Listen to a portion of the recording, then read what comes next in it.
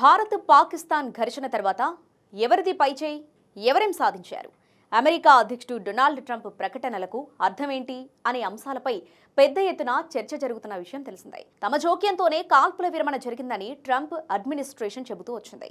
అలాగే పాకిస్తాన్ బహిరంగంగానే అమెరికాకు కృతజ్ఞతలు తెలిపింది. ఈ నేపథ్యంలో ముందు ఈ విషయంలో మధ్యవర్తిత్వ పాత్రను పోషించేందుకు ట్రంప్ సిద్ధమవుతున్నారా? ఎంతకాలం ఈ కాల్పుల విరమణ ఉంటుంది? కశ్మీర్ అంతర్జాతీయ అంశంగా మారుతుందా?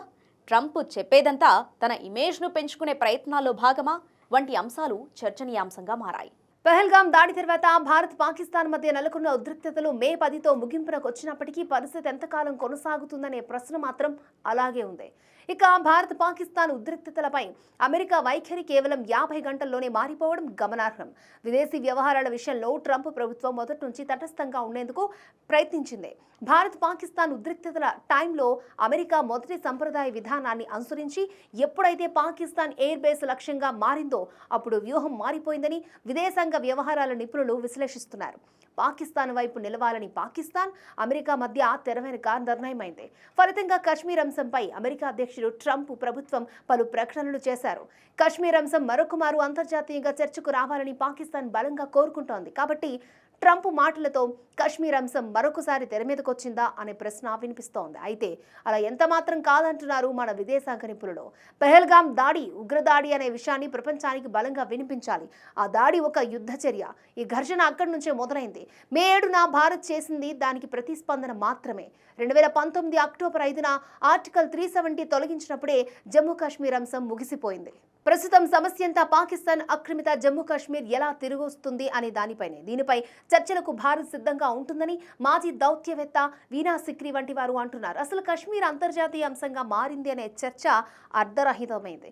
భారత్లో ఇతర రాష్ట్రాల మాదిరిగానే జమ్మూ కాశ్మీర్ కూడా ఒక రాష్ట్రం. దీని గురించి మాట్లాడడానికి ఏమీ లేదు. జమ్మూ కాశ్మీర్ విషయంలో భారత వైఖరి ఏంటో ట్రంప్కు బాగా తెలుసు. దీనిపై ఎలాంటి చర్చ ఉండదని పరిశీలకులు అంటున్నారు. ఇక ఇదే టైంలో అమెరికా విధానంలో మార్పు వచ్చిందా అనే అనుమానం కూడా కలుగుతోందట.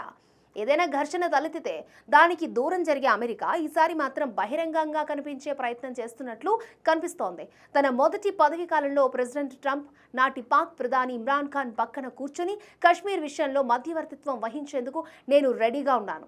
అయితే ట్రంప్ అలా చెప్పడం కొత్తవి కాదు. అయితే గత దశాబ్ద కాలంలో అమెరికా విదేశాంగ విధానంలో వచ్చిన మార్పు ఏంటంటే చైనాతో తన సంబంధాలు ఎలా ఉండాలి, ప్రచ్ఛన్న యుద్ధం దిశగా వెళ్తున్న సంబంధాలను ఎలా మేనేజ్ చేయాలి అనేవి. భారత్ బలహీనమైన దేశంగా ఉన్నప్పుడు కూడా కశ్మీర్ విషయంలో ఎవరూ మధ్యవర్తిత్వం మాటే ఎత్తలేదు. ఇప్పుడు భారత్కు అన్ని శక్తి సామర్థ్యాలు ఉన్నాయి. అమెరికా విదేశాంగ విధానం, ట్రంప్ తమ దారిలో ముందుకెళ్తున్నారు. భారత్ తన పరిస్థితులకు అనుగుణంగా ముందుకు వెళ్తోంది. కానీ భారత్ ప్రతిసారి ఇది భారత్ పాకిస్తాన్ మధ్య సమస్యని పదే చెప్తోంది. కాల్పుల విరమణ శాశ్వత ముగింపునకు సంకేతం కాదని అంటోంది.